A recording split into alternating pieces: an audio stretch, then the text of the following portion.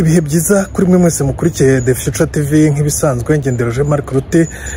Uyu munsi nk'uko mwabibonye mu bitangazamakuru, Minisitiri w'Ububanyi n'Amahanga n'Ubutwererane Dr Vincent Biruta akaba yongeye gusinyana na Minisitiri wo mu Bwongereza andi masezerano mashya yo kwakira impunzi ndetse n'abimukira nyuma y'uko urukiko rw'ikirenga rutemeye ko icyemezo cyo kohereza abimukira mu Rwanda gishyirwa mu bikorwa.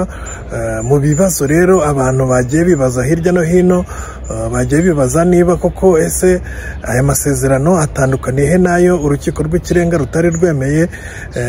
Abandi bakibaza bati ese ku Rwanda rusanga impunzi nyinshi, rufite impunzi z'abanyekongo, rufite impunzi z'abarundi, rufite n'abandi zagiye zakira abavuye muri Afghanistan, abavuye muri Sudan.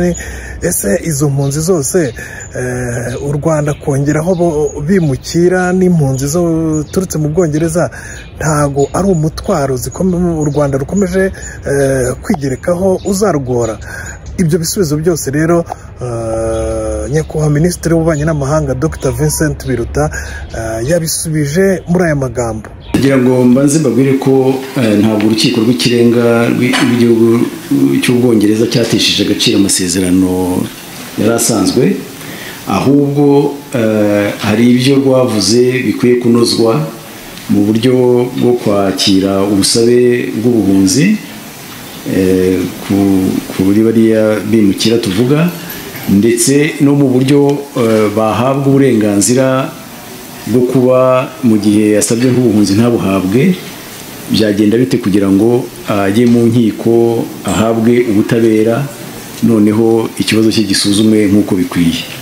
Ibyo rero nibyo byatumye dukora andi masezerano kugira ngo dusubize ibyo bibazo byabajijwe n'urukiko rw'ikirenga rw'igihugu cy'Ubwongereza.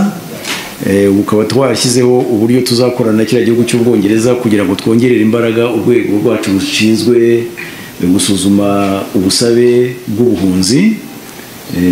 Ni ukureba cyane cyane urwego rushinzwe abinjira n'abasohoka, ariko tugashyiraho n'uburyo abo bireba bashobora kwitabaza inkiko mu gihe ubusabe bwabo butakiriwe. Ibyo byose rero bizasaba kongera imbaraga mu buryo bwacu dusanzwe dukoresha, ndetse no gushyiraho izindi nzego zishobora kwakira bene ibyo bibazo bikeneye kujya mu nkiko. Ibyo nibyo twongereye mu masezerano yari asanzweho, noneho kugira ngo dusubize ibyo bibazo byabajijwe n'urukiko rw'ikirenga rw'igihugu cy'Ubwongereza. Ariko ibyo dukora byose Ubwongereza buzatera inkunga u Rwanda, ariko ibyo dukora byose bizaba bishingiye ku mategeko y'u Rwanda, ndetse n'Abanyarwanda bazabikora, n'ubwo bwose dushobora kubona abadufasha mu buryo bw'ubuhanga mu kugira ngo dushyire imbaraga mu buryo twari dusanzwe dukoresha. Ibyo kuvuga rero ngo ni umuzigo twiyongereye. Aya masezerano dufitanye n'igihugu cy'Ubwongereza ntabwo ari ukwakira abimukira gusa cyangwa bariya basaba ubuhunzi, harimo n'ikijyanye no gutanga uburyo bwatuma babasha kugira icyo bimarira, bakabasha kubona imirimo. Ariko iyo mirimo niba bayibona bari mu Rwanda bizaba bifite icyo bimariye ubukungu bw'igihugu cyacu.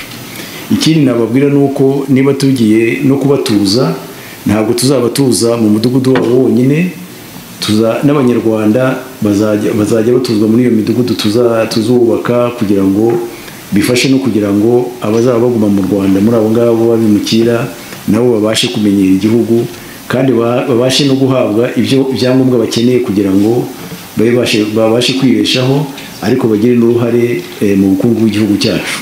Ibyo byose rero biri hamwe, ntabwo dukwiye kubibona nk'umuzigo gusa.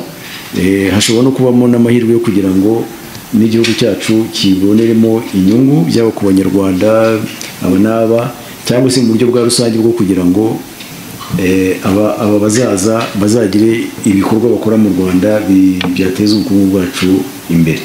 Ngenderoje Mark Rutte, iyi ni The Future TV, nimukore subscribe.